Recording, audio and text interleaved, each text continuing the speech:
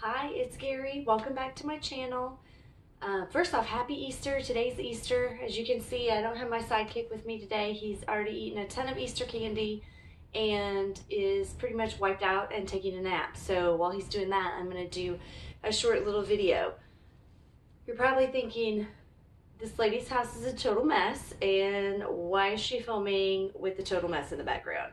But this is one of the things that I want to show anybody who has not gotten into reselling. If you've gotten into reselling, you're going to have a corner like this or a room like this in your house because this is one of the biggest downsides to being a reseller is you have to have somewhere to store all of the stuff after it's listed until it gets purchased.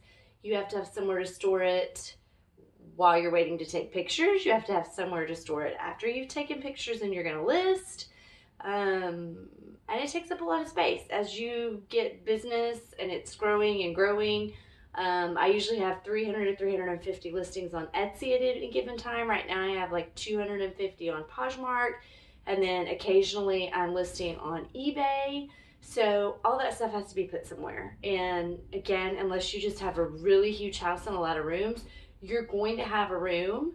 And we actually have two. We have a bedroom that stores a lot of stuff, and then this is kind of the working area. So you can see all of this mess of crap back behind me. Of course, when company comes, I try to pick it up, but I want to give a realistic picture of reselling. And while it's great, if you can't handle clutter, it might not be the best thing for you.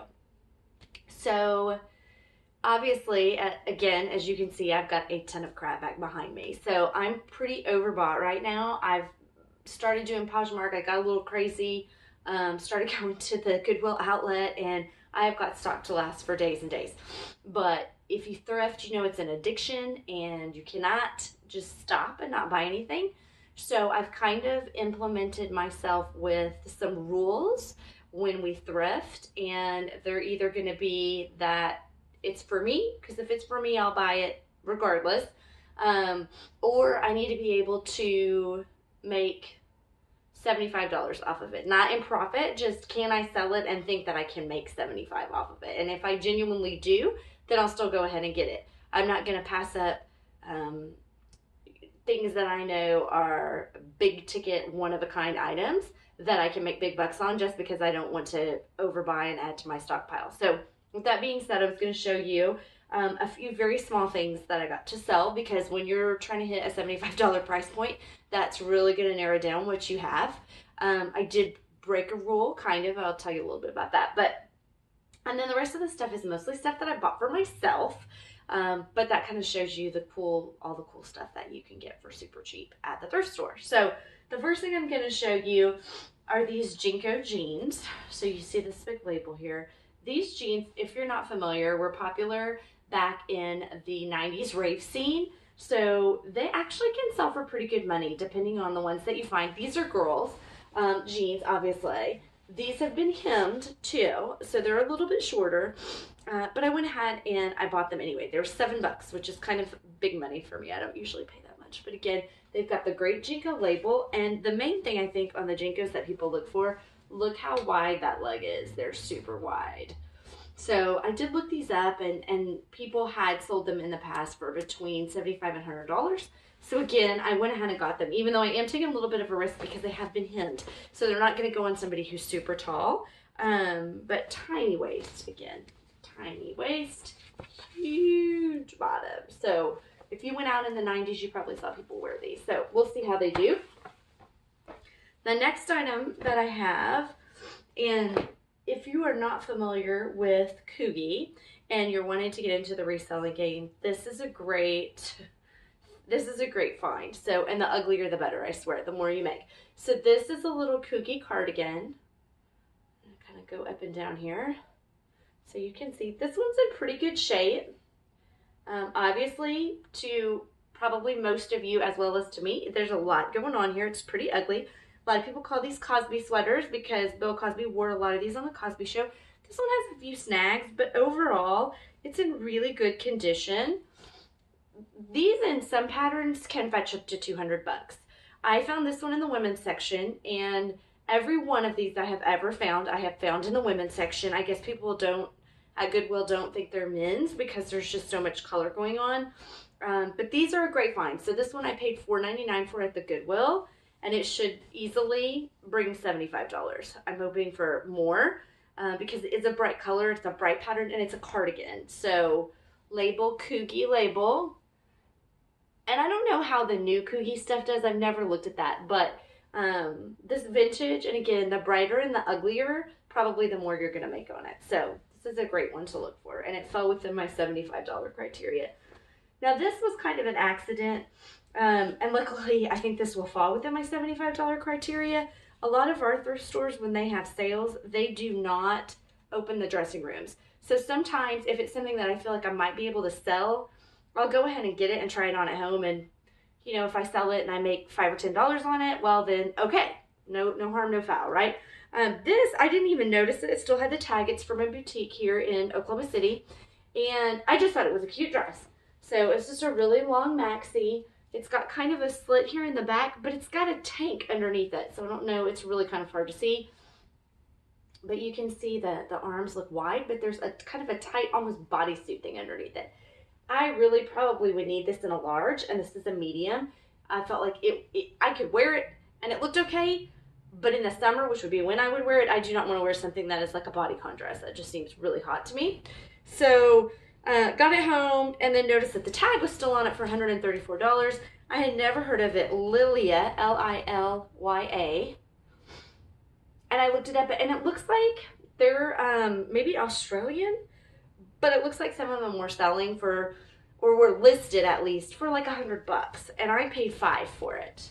It's for my good thrift store, $9.98 and then half price. So hopefully I can sell this and make a little, it's got a little slit. I mean, it's a really cute dress. If it were a large, I would definitely be keeping it. So kind of a cheat on that one, but I lucked out because it met my goal. The other thing that I got was this Eileen Fisher. Now this was a total cheat. I had on a sweater, or I would have slipped this on, but I really liked this open front. Eileen Fisher is a great brand to sell either way. So if you're, look there at that label. Usually they carry her at Neiman Marcus. She's very, I almost want to say like an earthy, loose fit. You don't find a lot of super tight Eileen Fisher stuff. Really cute, comfortable, casual, but still looks put together. So I bought this thinking I would keep it, even though it's a petite.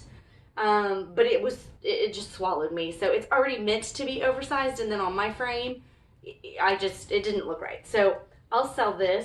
I will not make $75 on it, but I'll be able to get back what I paid for it. And I got it at the Goodwill, so I also paid $4.99 for this. So again, just a cute little basic for the summer.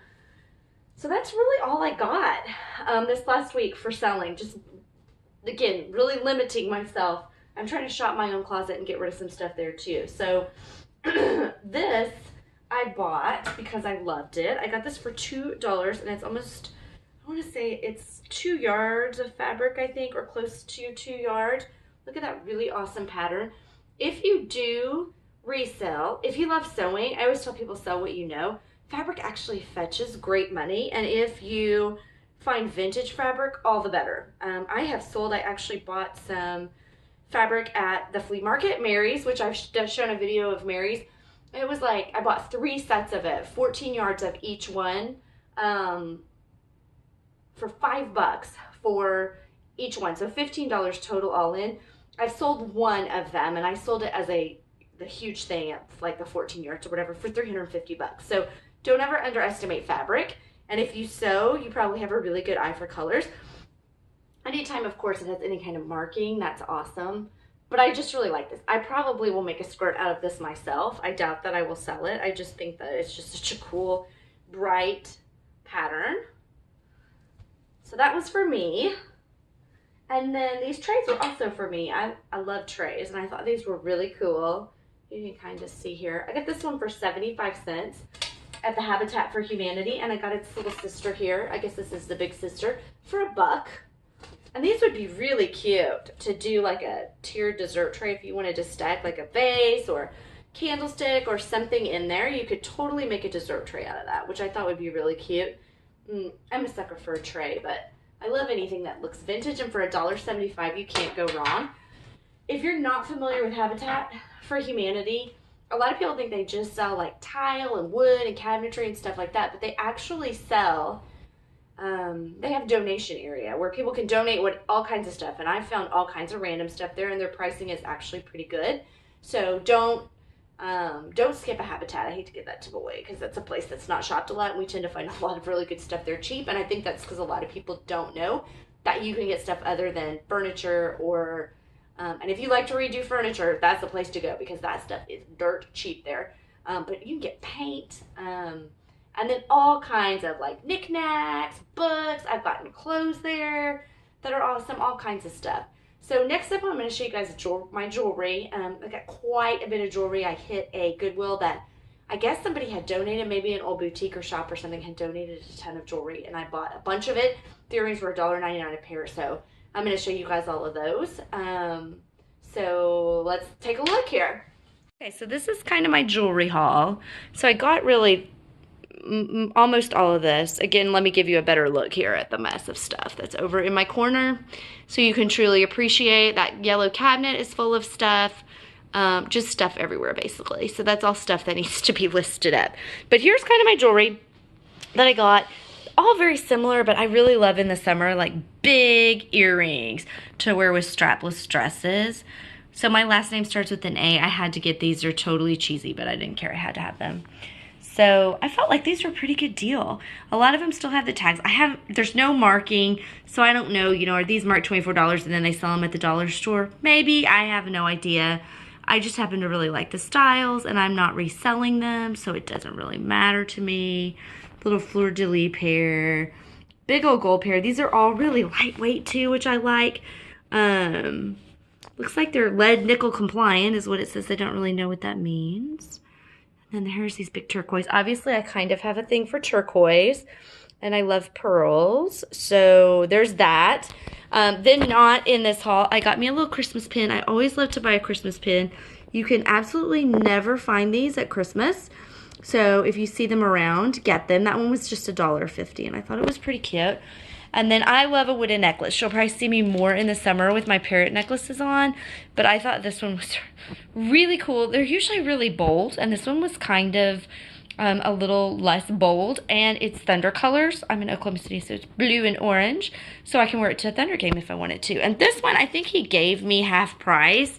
It was a little mom and pop. It was $5.99, and I think he sold it to me for $3. I did not ask that. He just did that. So that's kind of my jewelry haul there that I got. It was mostly what I focused on. So okay, so this is the third time I've refilmed my goodbye, but thank you for stopping by to check out my messy corner and see the few items that made my $75 price point cut, as well as my big old jewelry haul. And if you like what you saw, please give us a thumbs up and subscribe to keep up to date with what we're finding here in the Oklahoma City metro area to sell and to use for our family. Thanks so much. Hope you had a great Easter, and thanks for taking the time to watch.